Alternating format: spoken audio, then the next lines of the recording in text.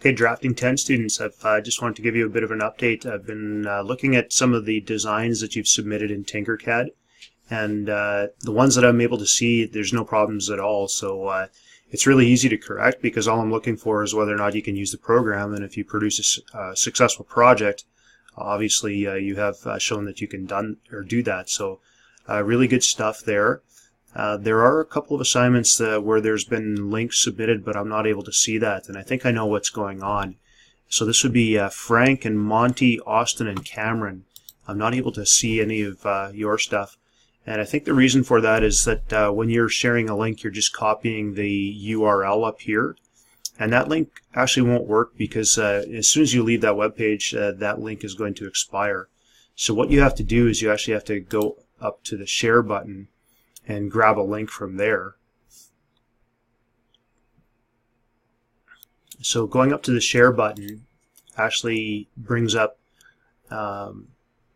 this page, I believe, for you, and then it'll have invite people, and if you go invite people, then it gives you this link here, and you can copy that link, and then you can share that with me. You can just copy it, and then you can just right click and paste it into Moodle when you submit, and then I can just highlight it, and it'll take me right to that link, and I'll be able to see your project. Okay, so the Tinkercad unit, obviously we were just sort of playing around, so it's kind of a nice way to start in on Drafting 10.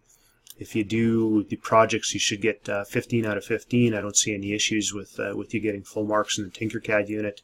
Plus there's the added benefit of being able to actually produce the work that you've actually designed here. So we do have a working 3D printer here at Vanguard School now. So we're going to try and see if we can take a project such as this and see if we can actually print it out for you and maybe get that back to you. So on the project that you are wanting to submit, make sure it's something that's probably fairly simple, like a little tool or something, and then we can actually print it out for you potentially. If you've done something that's a little more complex, we might not be able to, so you might want to be able to do a different one. So again, feel free to play around in Tinkercad as much as you want. There's no real rush on this. I'm looking at having the Tinkercad unit and probably the SketchUp unit completed before the February break, and then working on the manual drafting after that. So there's some time to play around with that. Okay, so the next one would be the SketchUp unit. Now please give me some feedback if needed about whether or not SketchUp is working for you, because I don't know what version you're using out there depending on whether you have your own computer or not. So keep that in mind. I'm basing everything off of the free version that's online, and hopefully you can find that if it's working for you. And again, some of the tutorials are based on SketchUp 8. It should be very similar, and you should be able to go between the two versions without any issue, because the online version is actually easier and simpler to use. But just let me know.